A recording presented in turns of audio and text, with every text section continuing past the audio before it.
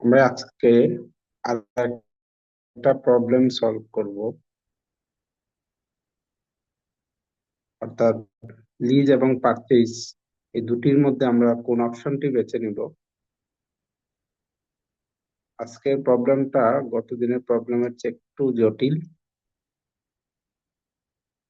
আমরা আজকের প্রবলেমটা চুজ করেছি প্রিন্সিপালস অফ ম্যানেজারিয়াল ফাইন্যান্স, গিটম্যানের বই থেকে। গিটম্যানের বইয়ের 17 নম্বর চ্যাপ্টারের 5 নম্বর প্রবলেম এটি, এবং এটা পসিবলি 13 এডিশনের একটা প্রবলেম। এখানেও একই রকম, আমাদের অপশন দুইটা, একটা হচ্ছে লিজ এবং পারচেজ। আমরা এটা ফ্যাক্টরি যেটা তার অপারেশনকে এক্সপান্ড করতে চায়, আর সেই জন্য কোম্পানি একটা মেশিন অ্যাকোয়ার করবে যেটার ভ্যালু হচ্ছে $80,000। যেটা আমরা, আমাদের কাছে দুইটা অপশন আছে, একটা হচ্ছে আমরা এটা লিজ নিতে পারি অথবা কিনে নিতে পারি। তো কোম্পানির কিছু ইনফরমেশন দেওয়া আছে, যেমন কোম্পানিটা তাদের আয়ের উপরে 21% ট্যাক্স দেয়, এবং তার যে after tax cost of debt সেটা হচ্ছে 9%। তারা দুইটা অপশন ইভালুয়েট করতে যাচ্ছে, যেখানে লিজ অপশনে ওভার 5 ইয়ার্স এই মেশিনের জন্য 19,800 টাকা করে পেমেন্ট দিতে হবে, এবং যে মেনটেনেন্স কস্ট আছে সেটা লিজর বহন করবে। Insurance and other cost will be বহন by the lease. Insurance and other cost usually আমাদের লিজই বহন করে, তবে মেনটেনেন্স কস্টটা অনেক সময় লিজর বহন করে, অনেক সময় লিজই বহন করে। So depends on agreement. এবং এই লিজের একটা বার্গেন পারচেজ অপশন আছে, যেটা $24,000 at the termination of the lease. Lease term যখন টার্মিনেট হবে, তখন আমাদেরকে এই মেশিনটার একটা ভ্যালু থাকবে, যেটা আমরা $24,000 দিয়ে কিনে নিতে পারবো।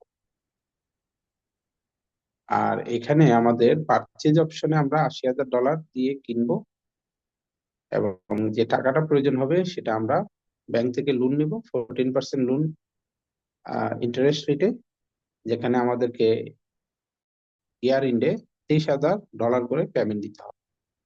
তো স্বাভাবিকভাবে আমরা যদি দেখি, এখানে 19,800, এখানে 23,200, তাহলে বেশি পেমেন্ট দিতে হচ্ছে। অর্থাৎ পারচেজ অপশনটা মনে হচ্ছে আমাদের জন্য ভালো, কিন্তু আমরা এভাবে ডিসিশন নিতে পারি না। আমাদের ফাইন্যান্সের কিছু রুল আছে, আমরা সেই রুল ফলো করে ডিসিশন নিব। তো machine will be depreciated under MACRS। এটা হচ্ছে modified accelerated cost recovery system, যেটা আমেরিকানরা ইউজ করে। তো এটার জন্য আলাদা কিছু রেট আছে, টেবল 4.2 তে সেই রেটটা আমি অবশ্যই নিচে লিখে রাখছি, আপনাদের পরীক্ষায় তো রেটটা দিয়ে দেওয়া হবে। তো সেই রেটে আমাদেরকে ডেপ্রিসিয়েশন চার্জ করতে হবে, যেহেতু মেশিন কিনছি আমরা ডেপ্রিসিয়েশন চার্জ করবো ডেফিনেটলি। আর এর বাইরেও আমাদেরকে লিজরকে আমাদের $2,000 করে প্রতি বছর আমাদের মেনটেনেন্স কস্ট দিতে হবে। ইন্স্যুরেন্স এবং আদার কস্ট লিজে বহন করবে। আর পাম্প, সেই মেশিনটা 5 বছর, যদিও এটার আমাদের লিজ টার্ম, বাট এখানে এটা আহ এটা 5 বছরের পরও এটা ইউজ করবে, যদি এটা ইউজফুল লাইফ থাকে এবং এটা যদি ব্যবহার উপযোগী হয়।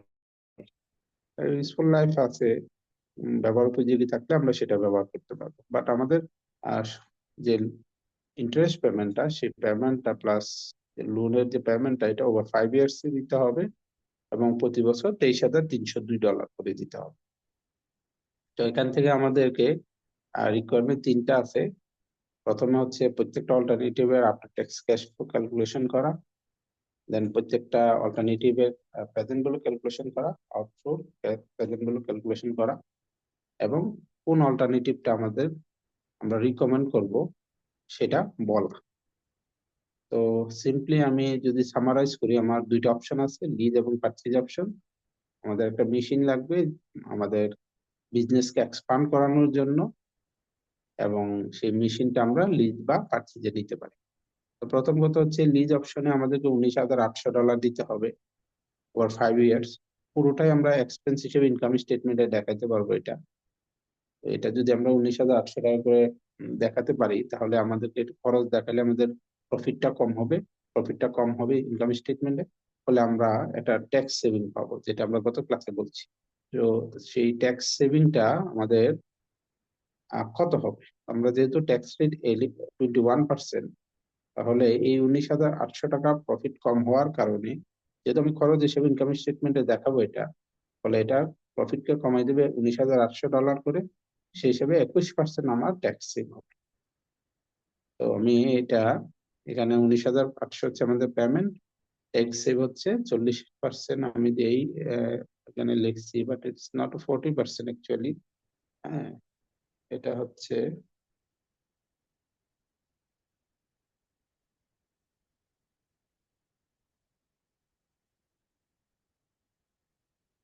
It is a firm is in the 40% tax bracket, এখানে 40% ট্যাক্স রেট হবে। আমরা ব্র্যাকেটটা ভুল লিখছি, এখানে 40% ট্যাক্স ব্র্যাকেট হবে। এটা ঠিক করে নিচ্ছি।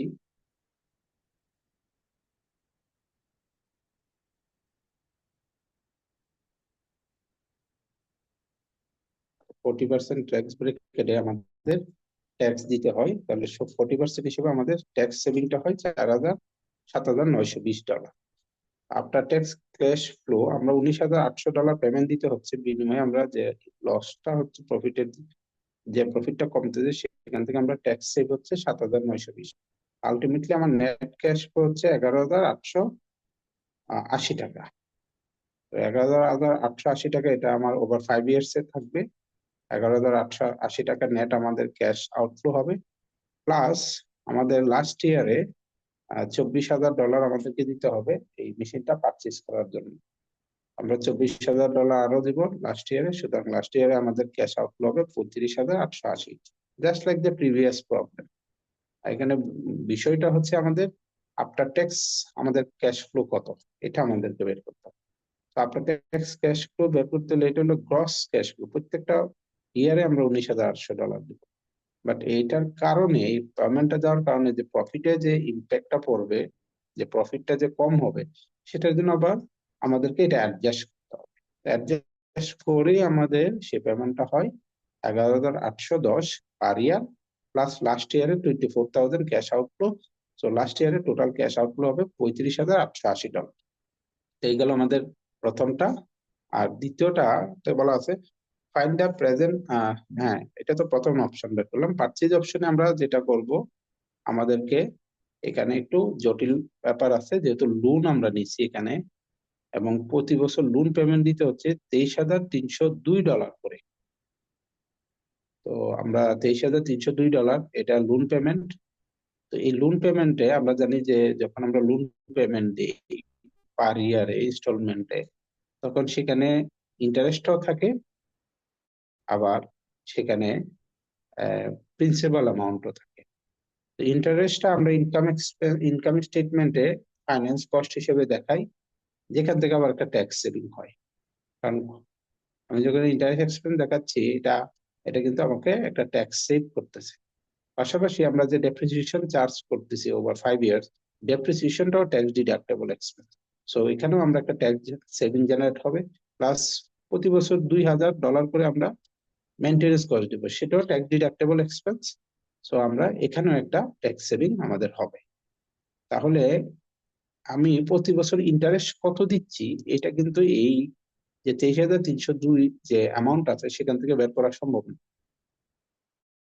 তো সেই ক্ষেত্রে আমাদেরকে একটা অ্যামortization শিডিউল করে নিতে হবে। আমি এখানে একটা অ্যামortization শিডিউল করে নিছি। ইনস্টলমেন্ট গুলো আমরা লিখলাম 5 years equal instalment, payment at the rate of 14%। তো আমরা প্রথম বছর $80,000 উপরে 14% 11,200 হবে। দেন তাহলে 23,302 থেকে যদি ইন্টারেস্ট পেমেন্টটা বাদ দিই, তাহলে 12,102। আউটস্ট্যান্ডিং ব্যালেন্সটা হবে 67,898। পরবর্তী বছর আবার এটার উপরে 14% করে যদি আমি ধরি, তাহলে আমার ইন্টারেস্ট পেমেন্ট হচ্ছে 9,506, ইনস্টলমেন্ট হচ্ছে 23,302। এখান থেকে আমি এটা বাদ দিলে প্রিন্সিপাল পেমেন্ট এত থাকে, তাহলে 67,000 থেকে আবার প্রিন্সিপাল পেমেন্ট বাদ দিব 54,102। এইভাবে করে আমরা টোটাল লোনটাকে অ্যামোর্টাইজ করবো ওভার দা 5 ইয়ার্স, এবং ওভার দা 5 ইয়ার্স অ্যামোর্টাইজ করলে এটা হচ্ছে আমাদের ইন্টারেস্ট পেমেন্ট। এটার জন্য আমার কোনো ট্যাক্স, এটা যে পেমেন্টটা দিচ্ছি এটা জাস্ট লোনটা আমি পেমেন্ট করতেছি। আর এখানে যে পেমেন্টটা এটা ইন্টারেস্ট এক্সপেন্স। তো আমরা জানি ইন্টারেস্ট এক্সপেন্স বা ফাইন্যান্স এক্সপেন্স এগুলো ট্যাক্স ডিডাক্টেবল এক্সপেন্স। তো এখান থেকে আমরা একটা আহ পাবো, মানে ট্যাক্স সেভিং পাবো। তাহলে এখানে আমি ইন্টারেস্টটা এখানে ক্যালকুলেশন করে লিখছি এই ঘরে। আর ডেপ্রিসিয়েশন মেনটেন্যান্সটা 2,000, এটা ফিক্সড। ডেপ্রিসিয়েশনটা আমাদেরকে বের করতে হবে। তো ডেপ্রিসিয়েশনের যে রেট, এটা এখানে লেখা আছে MACRS, এটা হচ্ছে modified accelerated cost recovery system. তো সেই সিস্টেমের একটা রেট আছে, সেই রেটটা আমি এখানে লিখে দিছি। 20% ফার্স্ট ইয়ারে, 32% সেকেন্ড ইয়ারে, থার্ড ইয়ারে 19%, ফোর্থ অ্যান্ড ফিফথ ইয়ারে 12% করে। তো সেই হিসাবে আমরা ডেপ্রিসিয়েশন আসে ফার্স্ট ইয়ারে 16,000, 80,000-এর উপরে, সেকেন্ড ইয়ারে 80,000-এর উপরে 25,600, থার্ড ইয়ারে 15,200, ফোর্থ ইয়ারে 9,600 এবং ফিফথ ইয়ারে 12% হারে 9,600। তাহলে আমার এখানে তিনটা ট্যাক্স ডিডাক্টেবল এক্সপেন্স আছে। তাহলে টোটাল ট্যাক্স ডিডাক্টেবল এক্সপেন্স হচ্ছে আমার এই তিনটার যোগফল। যেমন 2,000, 16,000 এবং 11,200 মিলে 29,200, এবং সেকেন্ড ইয়ারে সেটা হচ্ছে 37,106, থার্ড ইয়ারে 24,724, ফোর্থ ইয়ারে 16,972 এবং ফিফথ ইয়ারে 14,462। তাহলে এই যে অ্যামাউন্টটা, এটার উপরে আমরা একটা ট্যাক্স সেভিং পাবো, যেটাকে আমরা ফাইন্যান্সের ভাষায় ট্যাক্স শিল্ড বলি। তো সেটা কত, এটার উপরে যদি আমরা 40% দিই, অর্থাৎ 29,200-র উপরে যদি 40% দিই, তাহলে 11,680 হয়। এটার উপর 40% দিলে এটা হয়, এটার উপর 40% এটা আসে।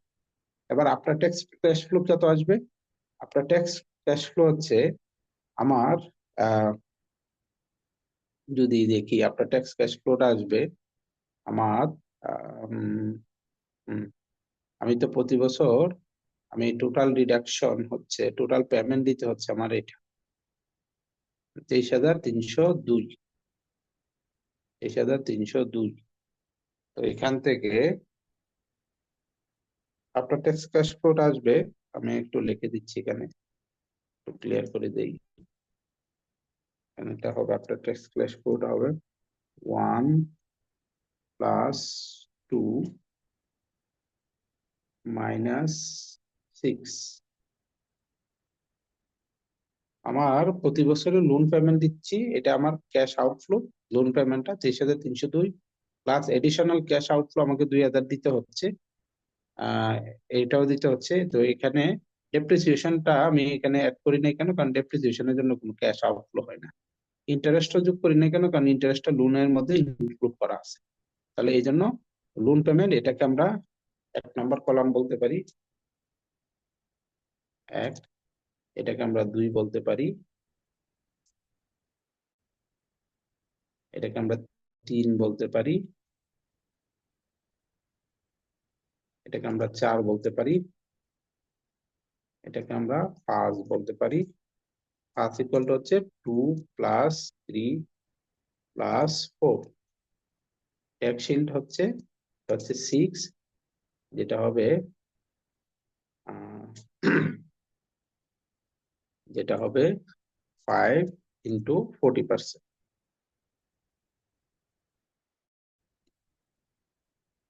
5 × 40%, তাহলেই আমাদের ট্যাক্স শিটটা বের হবে। আর আফটার ট্যাক্স ক্যাশ ফ্লোটা বের হবে, আমরা 23,302 টাকা প্রতি বছর পেমেন্ট দিচ্ছি, প্লাস 2,000 টাকা আরো মেনটেন্স বাবদ দিচ্ছি। এখান থেকে যে ট্যাক্স সেভটা হবে সেটা বাদ দিব, তাহলে আমার নেট ক্যাশ আউটফ্লোটা হচ্ছে প্রতি বছর এই অ্যামাউন্ট।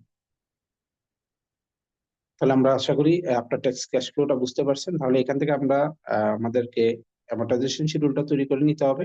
ডেপ্রিসিয়েশনটা আমি সরাসরি ক্যালকুলেশন করে নিছি, আপনারা নোটে এখানে আলাদা করে ক্যালকুলেশন করতে পারেন। তারপর আপনারা এই এই যে টেবলটা তৈরি করে আপনারা আফটার ট্যাক্স ক্যাশ ফ্লোটা বের করবেন। তো ওখান আগের অঙ্কটা থেকে এটা একটা একটু জটিল, বিকজ আমাদের এখানে ইনস্টলমেন্ট ক্যালকুলেশন করতে হচ্ছে, অ্যামortization শিডিউলটা বের করতে হচ্ছে তৈরি করতে হচ্ছে, প্লাস ইন্টারেস্ট এবং প্রিন্সিপাল পেমেন্টটাকে আলাদা করতে হচ্ছে, এবং ক্যালকুলেশন পরিমাণটা এখানে পূর্বের প্রবলেমের চেয়ে অনেকটাই বেশি।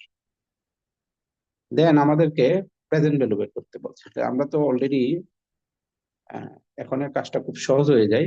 আমাদের প্রেজেন্ট ভ্যালু ফ্যাক্টর গুলো আমরা প্রথমে সেকেন্ড কলামে লিখে নিব। Lease after tax cash flow, এটা হচ্ছে 11,880 and in the last year হচ্ছে 35,880। Purchase after tax cash flow, এটা আমরা অলরেডি ক্যালকুলেট করে রাখছি, এখান থেকে জাস্ট কপি করে আমি এখানে নিয়ে আসছি। তাহলে এখন আমাদেরকে প্রেজেন্ট ভ্যালু বের করতে হবে। এগুলো হচ্ছে টাইম ভ্যালু অফ মানি, ভিন্ন রকম, যদিও পেমেন্ট গুলো অনেকগুলো একই রকম। আর আমরা তো জানি যে এক এক সময়ে যে প্রদানকৃত অর্থ সেটার ভ্যালু এক এক রকম হয়। So আমরা সবগুলার প্রেজেন্ট ভ্যালু ক্যালকুলেশন করে ফেলবো, প্রেজেন্ট ভ্যালু ফ্যাক্টর দিয়ে গুণ করলেই সবগুলা প্রেজেন্ট ভ্যালু বের হয়ে যাবে। তারপর আমরা টোটালটা বের করব, যেটা হবে আমাদের টোটাল। আমরা যদি এটাকে বলি টোটাল মার্জ করি, তাহলে এটা হচ্ছে total, total present value under each option, for each option.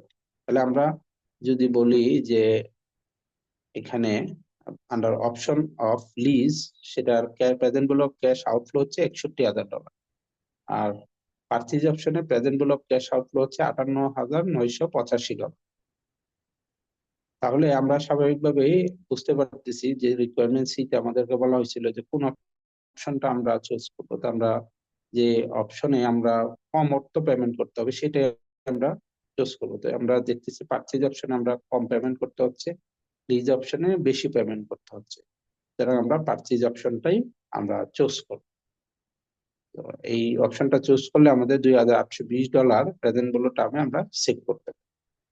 তাহলে এই হচ্ছে আমাদের পারচেজ ভার্সেস লিজ অপশন। এরকম পরীক্ষায় প্রায় সময় টেস্ট করা হয় যে স্টুডেন্টরা লিজ এবং পারচেজের মধ্যে তারা কোনটা প্রতিষ্ঠানের জন্য ভালো হবে এবং প্রতিষ্ঠানের যে ওয়েলথ সেটা ম্যাক্সিমাইজ করবে, সেটার জন্য এই লিজ এবং পারচেজ অপশনের কম্পেয়ার করতে দেওয়া হয়। আশা করি আপনারা এই প্রবলেমটা বুঝতে পারছেন। তবে সবসময় যদি আমরা রিয়েলিটির কথা চিন্তা করি, অনেক সময় দেখা যায় যে পারচেজ অপশনটা ভালো হওয়া সত্ত্বেও আমরা লিজ অপশনটা নেই। যদি আমাদের লোনটা আমরা ম্যানেজ না করতে পারি, অর্থাৎ আমরা যদি লোন ম্যানেজ না করতে পারি, অনেক সময় আমরা বাধ্য হয়ে লিজ লিজ অপশনটা বেছে নিই। অর্থাৎ অনেক সময় অনেকগুলো কোয়ালিটেটিভ ফ্যাক্টর বিবেচনা করতে হয়। যেমন এখানে পারচেজ অপশনটা বেটার, কিন্তু আমাদেরকে এমন কতগুলো সিচুয়েশনে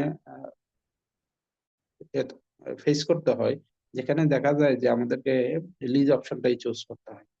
যেমন লোনটা আমরা নিতে পারতেছি না, আমাদের ব্যালেন্স শিটে ডেপ্ট অলরেডি অনেক বেশি, সেক্ষেত্রে আমাদের লোন অপশনটা ভালো হলেও আমরা লোনটা নিতে পারতেছি না, সেক্ষেত্রে লিজ অপশনটা নিতে হয়।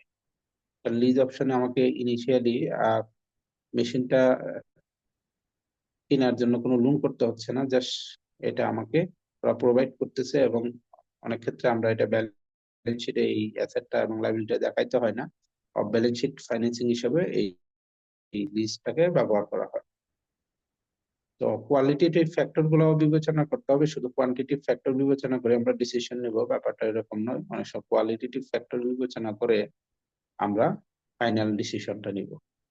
তবে জেনারেল প্রসিডিউর যেটা হচ্ছে, আমরা দুইটা অপশন কম্পেয়ার করে দেখব যে দুইটা অপশনে যে ক্যাশ আউটফ্লো হচ্ছে, লাইক লিজে আউটফ্লো হচ্ছে, পারচেজে আউটফ্লো হচ্ছে, সেই সবগুলা আউটফ্লোর প্রেজেন্ট গুলো কম্পেয়ার করে যেটাতে আমরা আউটফ্লোটা কম হবে আমরা সেই অপশনটাই বেছে নেব।